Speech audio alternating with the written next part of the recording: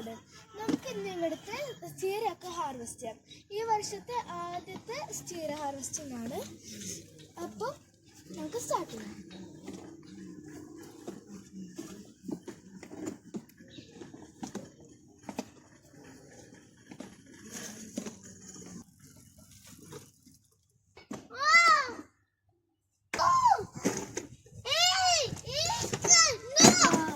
ഇത് ഒത്തിരി നന്നായിട്ടുണ്ടായിട്ടുണ്ട്.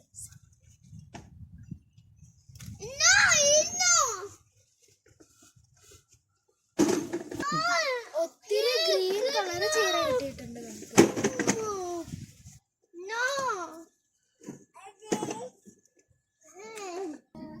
അപ്പൊ ഗൈസ് ഫൈനലി നമുക്ക് ഇത്രയും ചീര കിട്ടിയിട്ടുണ്ട്. റെഡും ഗ്രീനും മിക്സ്ഡ് ആണ്. എനിക്ക് ഗാർഡനിങ്